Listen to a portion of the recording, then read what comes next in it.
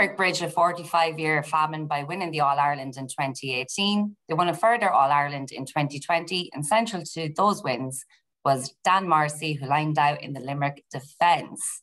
Dan, hello, how are you? Thanks for joining us. Oh, I'm not too bad. Thanks very much for having me on the show. Looking forward to it now. I love the way you refer to this as a show. We're like, yes, we have a show. We have a show. We have the stars. We do. So Dan, how are you keeping? Thanks a million for coming on. How has the last year been for you? Obviously 2020 was like a fantastic year in terms of sport, and even though it was slightly different from your win in 2018. How was it in general, like kind of getting back to the play-in and kind of getting your mind kind of set back into getting back on that pitch and what you needed to do to get back into it, and how it was balancing with like your work-life balance as well? Yeah, no, to look, it was a very strange year. I suppose we started off playing the league for January, February into March, and then COVID hit, and I suppose we didn't know when we were going to be back then. At the start, we thought it would only last a week or two. I remember finishing up for work, getting told we were going to be working from home. I thought I'd only be home for a few days, and it's 12 months later and I'm still not back in the office. So yeah, I know at the hurling it was the same. We just never knew when we were going to be back on the pitch. Then luckily we got to go with the clubs during the summer, and then we were back in with the county around September time. And really when you went back in then, you didn't know what sort of form you had. Like we had been going well in the league, we had won all our games, but like it was a 6-month break then by the time we were back together again. But yeah, we kind of came back and we had a nice run of the championship. We got over Clare in the first game, and it kind of took a life of its own after then. Playing an All-Ireland final in December is a strange time of the year to be playing a final, but yeah, that winning feeling was nice now, all right. You couldn't have asked for anything better off Santa that year than getting the Old Cup as well and being able to bring it back home to Limerick. One of kind of the achievements we were chatting about, I suppose, like going 2018, like playing against Galway. I know myself and Louise we sat and we were watching it. We were with a Galway girl, and obviously like we were trying to like not like openly shout against Galway, but we had to go to a community match ourselves for our club, and we were just like, and then I remember Joe Canning like taking that ball off the ground and belting it into like his like half forward, his full forward line at like the 76th minute, and I was like, no, and someone got it away, and I remember jumping up and down, and poor Kira was just like, thanks. Yeah, I know, we made it nervous for people, all right, but it was nice to win by a point rather than win by 10 points, isn't it? Yeah, exactly. And then like obviously kind of in the 2020 match you had a little bit more of a cushion than you did in the 2018. Like, did you find that you were going into the 2018 final more as underdogs versus like in 2020, where you kind of, did you feel like within the team there was like a bit of a figuring out had gone on? Everybody knew kind of their positions, what their job was. Like, speak to us a little bit, I suppose, about that, like that kind of mindset. Yeah, probably, yeah. 2020, we probably were that bit more mature and more settled as a team. Like 2018, we were still a very, very young team. Like, a lot of the lads had only been under 21, the under 21 All-Ireland the year before. So, like our manager only came in 2017. To be honest, in 2017, we had a fairly poor year. We got beaten well in a few league games. We didn't make any progress in the championship. So at the start of 2018, I'd say most people didn't even have us in the top, I'd say 8 teams in the country. And then just championship came around in 2018 and we kind of had a nice little roll, had a couple of good wins, and the championship that year was so open. There was so little between any of the teams. There was literally every game was decided by a puck of a ball. So yeah, coming into the final against Galway, they were probably favourites because they had won it the year before. But yeah, really that summer just flew by, and looking back on it, it was an unreal summer. But yeah, then I suppose since then, like 2020, it's more or less the same team. So we probably all have that bit more experience. I suppose we've played in a few Munster finals. We've won a few leagues as well. So coming into the final this year, you were probably not as much nervous as say 2018. Whereas maybe some of the Waterford boys were maybe a bit less experienced than us. And then obviously having no crowd this year was completely different. Like 2018, the place was just crazy there for the few weeks leading up to the final. You had people wrecking their head to try and get tickets for the match, and you know yourself, just different things going on in the background where you're just trying to focus on the game, but it's hard to block out all the distractions. Whereas this year we didn't really have any of that. Obviously there was still a lot of hype. Everyone watching at home, probably the people watching the match was more than ever, because, well, in Ireland anyway, there was nothing to do with everything closed down. Everyone was just looking forward to the games every Sunday. But yeah, look, the lead up to the game was completely different with no crowd and things like that. But once that final whistle went, that winning feeling is the same. And them couple of hours we had in the dressing room after the match are just what you train for all those years. Fantastic to hear.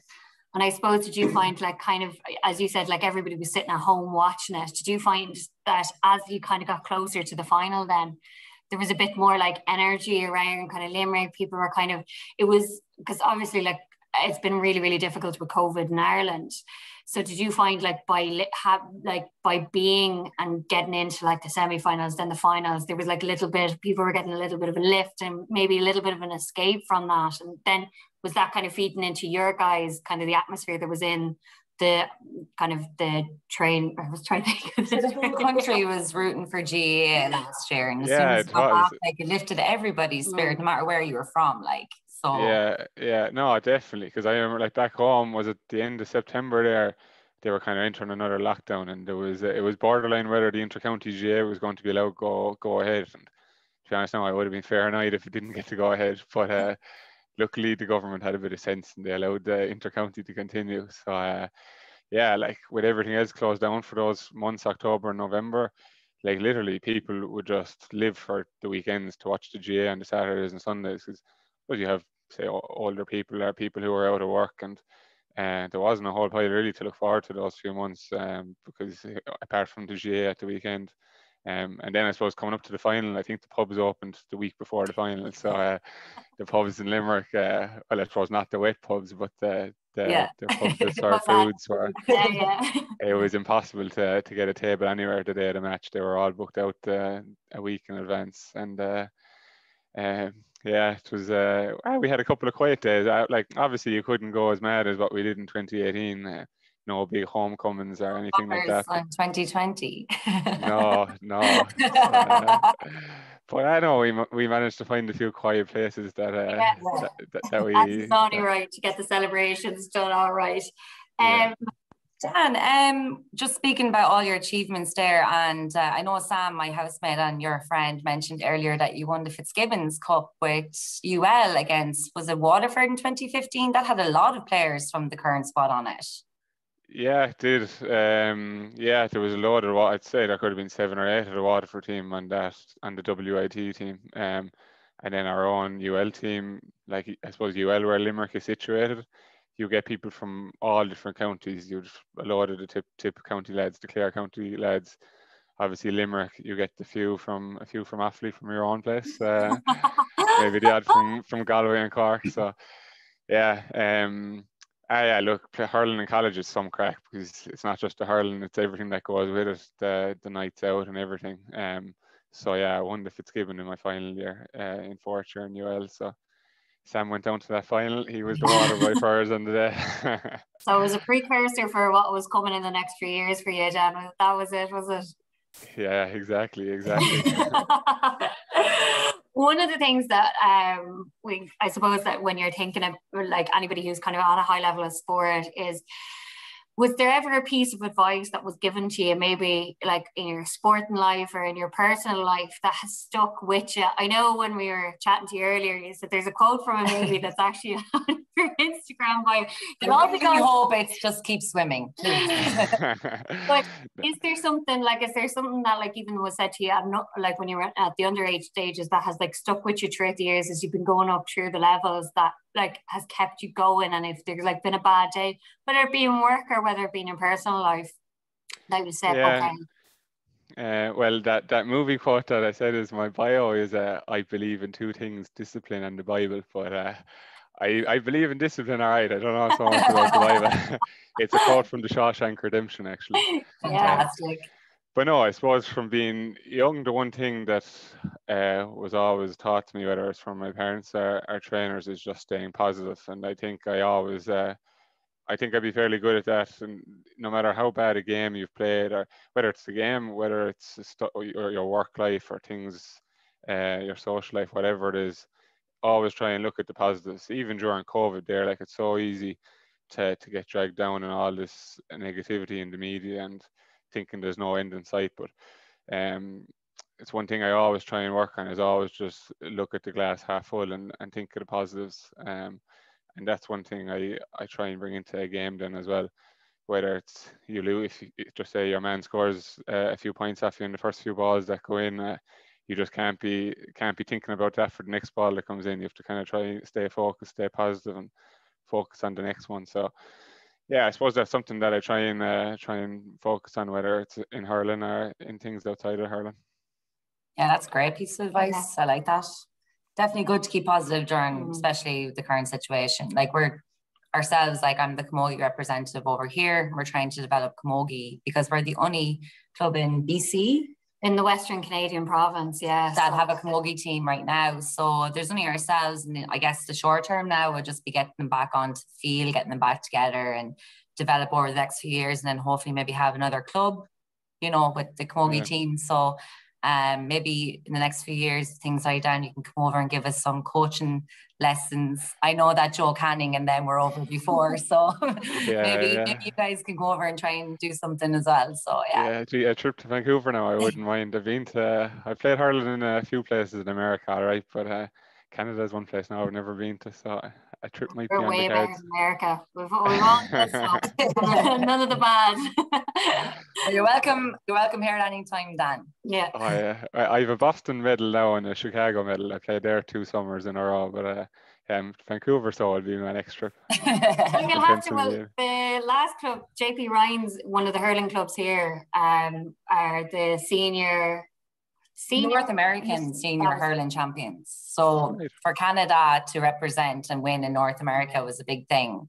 So I was there at the game myself. I think they played against, I don't know if it was Boston or if it was like some team in San Fran, but it was like you swear we were at an All-Ireland. Like there was about 50 people there, spectators wise, in the middle of like Leesburg, West Virginia, where it was like 90 degrees and a bunch of just Irish American people and us watching the lads win. And I thought it was like Offaly winning the All-Ireland. I was crying. I was like, yay!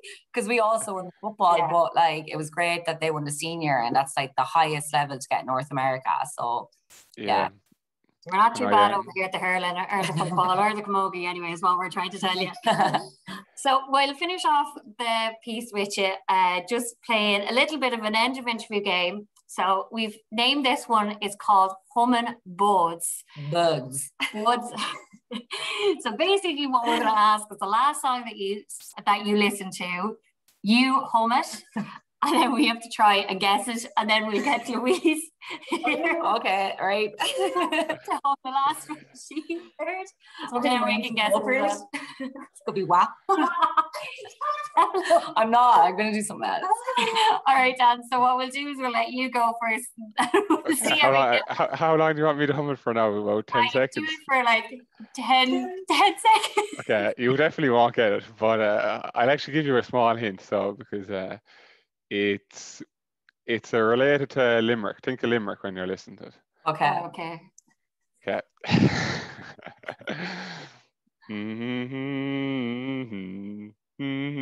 Oh, Sean South from Gary On. Correct. Jeez, that was good. I didn't need. Neither was Limerick. Sean South from Gary On. Yeah, love it. He's very good. I shouldn't have actually given you the hint at all. You didn't need it. I can't remember. It's actually like he wouldn't get it. It was RuPaul's Drag Race. I would have got it anyway. But is the time that has to, I don't know. Okay, we'll go.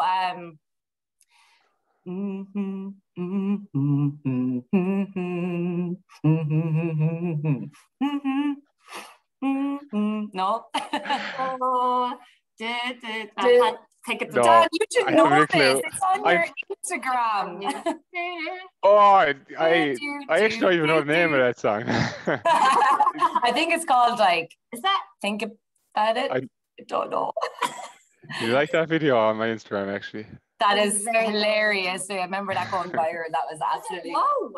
No, it's like the Eurovision winner, wasn't it? And it was like, Yeah. Baby, I can't wait to know. Yeah, it's great. Great tune. I'm very bad with song names, actually. Well, like I'm generally not too bad. I can always kind of tell the melody, but ask me who sang it or what the name of the song is. I'd probably give you the wrong name altogether, and I'll just start making up my own words. Dan, look, thanks a million. Dan, man, thanks so much. This has been absolutely great. It's like 10:30 our time. I say you can't wait to get rid of us now and go and join the rest of the evening to get your dinner. Yeah, no, the dinner's waiting for me downstairs. No, it has been a pleasure. I'm looking forward to that trip now over to Vancouver. Once COVID dies down, I'll join in for a couple of training sessions. Nice. Okay. We look forward to having you and bringing you out to the local coppers, aka Donlands. Oh yeah. Yeah, where some lovebirds have come together over the years. Dan, thanks so much and have a great rest of your day, okay? Oh, well, thanks very much.